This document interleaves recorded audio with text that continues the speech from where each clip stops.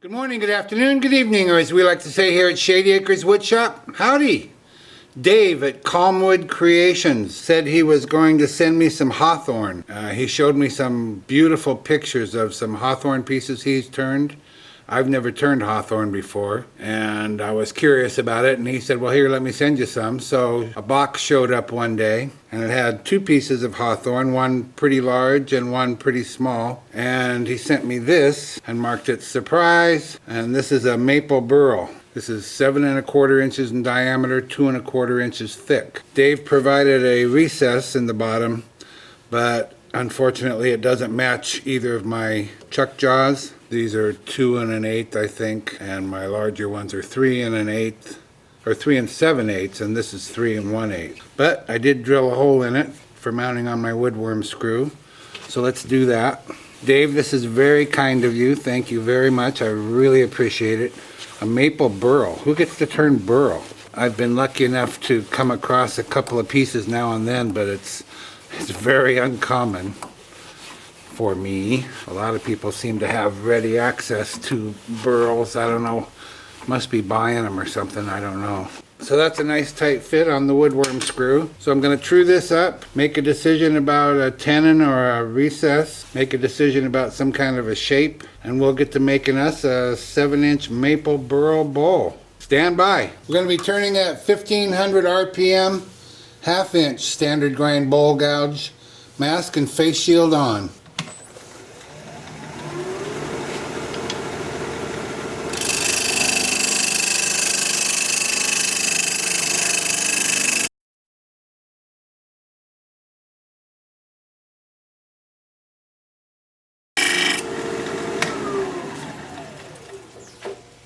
Gonna get a little bit of a natural edge up here if I stick with this shape, and I like that idea. Got some bark inclusions. What about the bottom?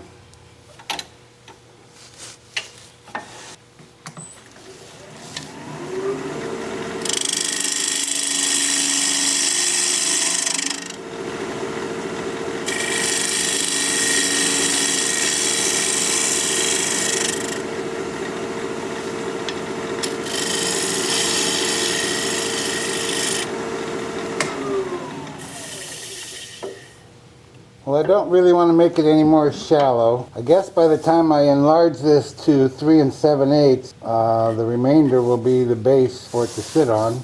Makes sense to me. I think I will sharpen up. I'm not getting a real clean cut here. Well, maybe we'll resize this to 3 7/8. Let's do that.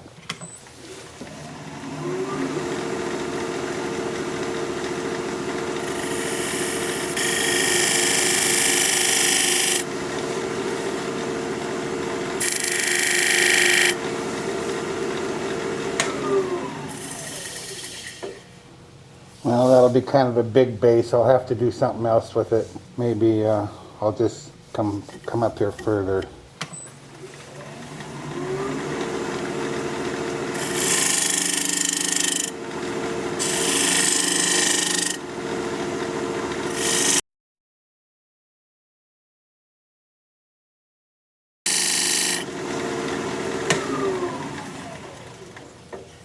Okay, I've just used my dovetail tool to create a recess back here, dovetail shaped recess for my jaws. And I think I have a chance to use my little decorating tool here a little bit.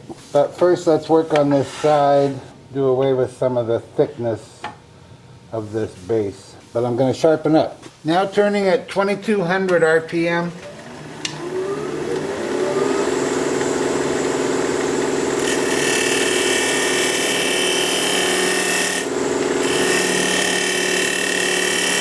Boy, that's hot coming off of there.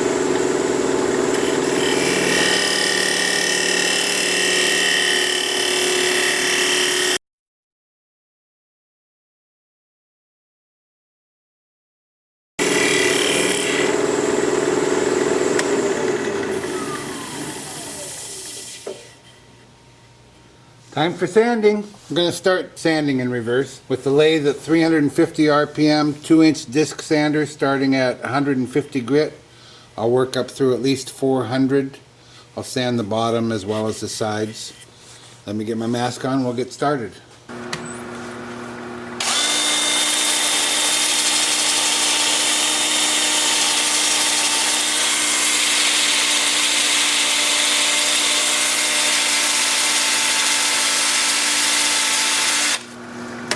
So that's what it's going to look like. I'll alternate between forward and reverse, and I'll bring you back when it's time to put some finish on here. Well, this is turning out so nice. I mean, it's such beautiful wood, except for this one little flaw here. This is kind of a soft spot. I don't know what to make of it. It's just a soft spot. It's sanded more than anything else did, and so it now goes in here a little bit. But other than that, it's such a beautiful piece of wood. I thought I'd go ahead and use the polishing compound that James Stewart from Scotland sent to me. I used this 2 or 3 videos back, and it did a real nice job. So I thought I'd try it again. And I don't know what James put in his compound, but it, like I said, it did a real nice job. So I'm just going to rub it in here a little bit, turn the lathe on at a slow speed, and rub it in some more, and then buff it up until no more comes off on the paper towel, and then we'll have it. So I did just stop sanding at 400 because I decided to use this. So I'll be doing this for a few minutes. When I get it done, I'll bring you back, and we'll put a little decoration on the bottom here, and we'll put some feed and wax on it, orange oil, and then it'll be time to turn it around and start making a bowl out of this thing. See you in a bit.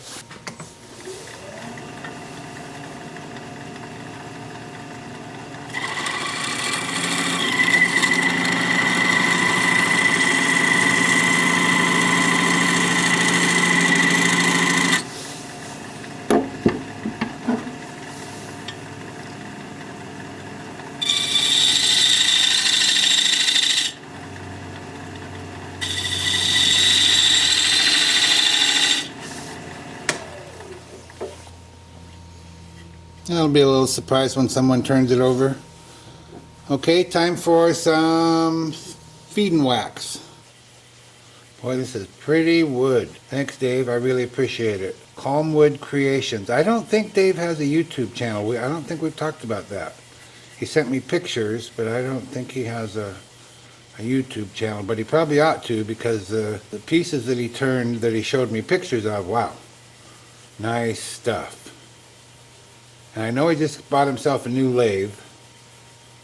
He's probably on his way to YouTube, is my thinking.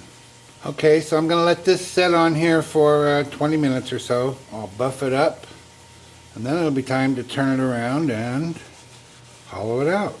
Yippee. I'm excited, are you? You ought to be. This is exciting stuff. Okay, we're going to be turning at 2,000 RPM, 1/2 inch standard grind bowl gouge, mask and face shield on.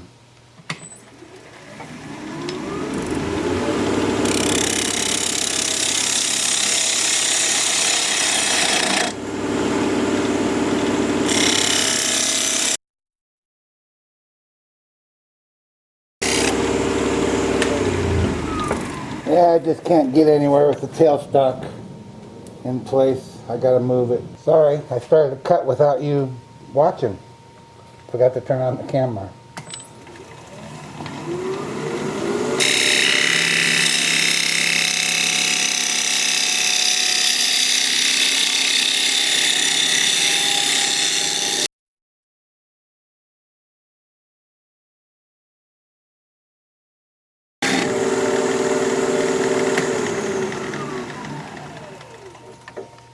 No bark inclusions on the inside, but still pretty wood. Boy, I gotta go sharpen up. I'll be right back.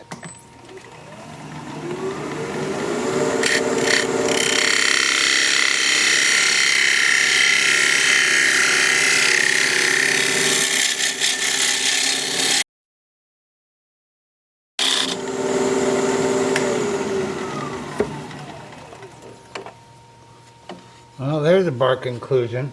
I knew it was down there in the bottom. I gotta put an edge on my scraper. Hold on.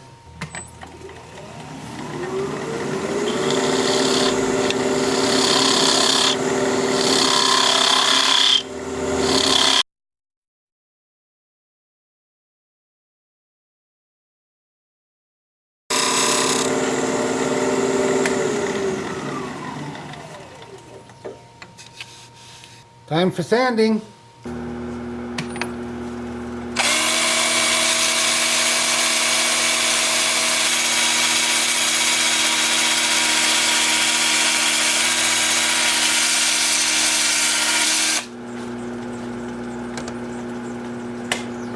So that's what it's going to look like. I'll start at 80 grit. I'll work up through 400. We'll put James's polishing compound on here. Then we'll put the finish on. And then I guess we're done because we've got a recess on the bottom. I don't know if this polishing compound that James Stewart sent me can improve on this finish, this sanded finish, because it's so super smooth. Really pleased with it. But we'll see if it can. I do hear the grit working. You can probably hear it too. So I'll get this rubbed in real good, spin the lathe up and polish it up, and then we'll put the finish on.